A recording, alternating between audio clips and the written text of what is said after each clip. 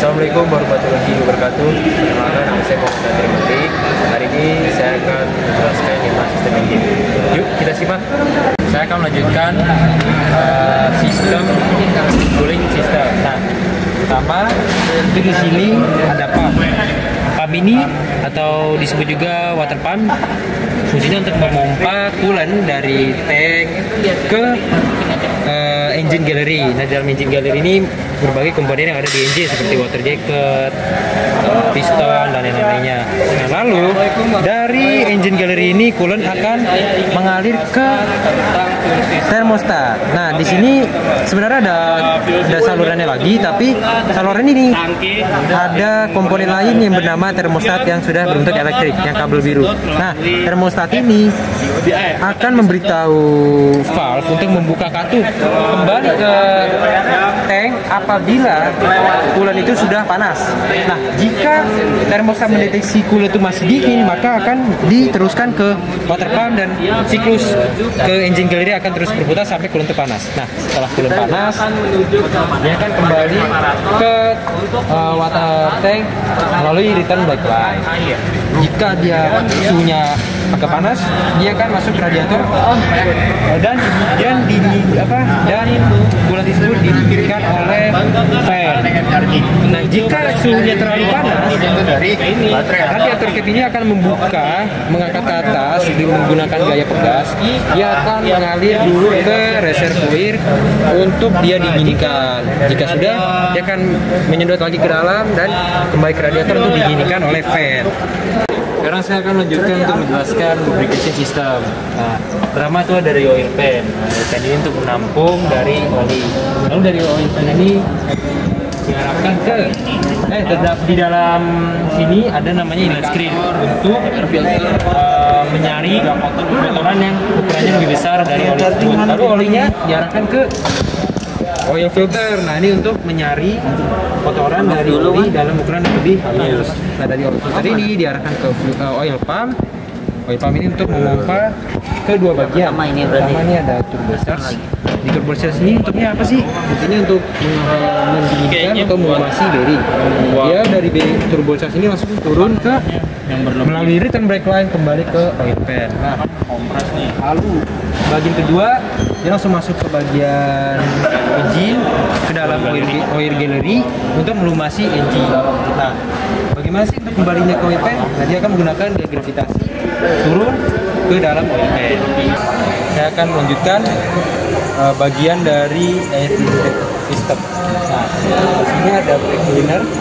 Fungsinya apa? Brake cleaner ini untuk menyaring udara dengan butiran yang lebih besar dan kasar.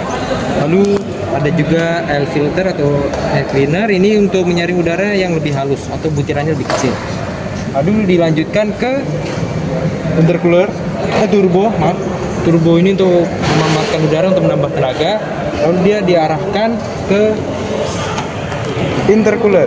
Intercooler ini untuk mendinginkan udara. Lalu ada intake manifold, ini untuk memasukkan udara ke engine. Nah, setelah itu ada yang namanya exhaust manifold. Nah, ini keluar dari engine dan udara masuk ke turbo. Setelah itu udara yang tadi akan diarahkan ke muffler untuk mereduksi gelombang suara yang terjadi akibat pembakaran. Nah, lalu udara yang sudah disebut sebagai gas buang akan dikeluarkan melalui exhaust tank. Lalu saya akan melanjutkan dari starting dan charging system. Nah, di sini yang pertama itu ada kunci kontak. Nah, kita harus menyalakan dengan klik di tombol start ini. Nah, lalu baterai atau aki akan mengalirkan listrik ke relay yang ada di dalam relay starter yang ada di dalam kunci kontak ini. Nah, lalu kita ke bagian sini. Nah, di sini ada solenoid starter yang berfungsi untuk mengaktifkan motor starter. Nah, motor starter ini akan memutar flywheel. Nah, ketika flywheel ini berputar, maka engine akan nyala. Dan lalu kita beranjak ke charging system. Nah, ketika puli ini berputar, dia akan di situ ada V-belt.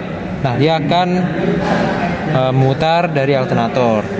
Nah, alternator ini akan menghasilkan energi listrik arus AC. Nah, di dalam alternator ini terdapat rectifier atau diode. Nah, diode ini fungsinya apa sih? Fungsinya untuk mengubah arus AC menjadi DC. Nah, arus DC ini akan dialirkan kembali ke baterai atau aki. Oke, selanjutnya sistem fuel system. Nah, fuel system diawali flow-nya dari fuel tank, itu sebagai tempat menampung bahan bakarnya. Lalu fuel tank akan naik ke secondary fuel filter. Ini untuk apa? Untuk menyaring bahan bakar dari kontaminan yang ukurannya relatif besar. Nah, lalu dari sini dia akan sedot oleh fuel pump. Nah, kalau fuel pump agak macet, ini ada bantuan nih dari hand primary pump. Ini bisa diklik aja, bisa ditekan. Nah, fuel filter ini atau primary, jadi pada saat fuel filter untuk menyaring kontaminan lebih kecil. Nah, di sini juga ada water separator untuk memisahkan air dari bahan bakar, biar bahan bakar ini murni dan menghasilkan energi yang sesuai. Lalu dari sini akan diarahkan ke nozzle ke FIP. FIP ini dalamnya ada governor buat mengatur kemana dia harus mengalir. Nah, setelah diarahkan dia akan mengalir ke masing-masing combustion chamber. Nah, jika bahan bakar itu ada kelebihan kapasitas, dia akan disalurkan ke return backline kembali ke fuel tank. Oke, sekian dari saya. Wassalamualaikum warahmatullahi wabarakatuh.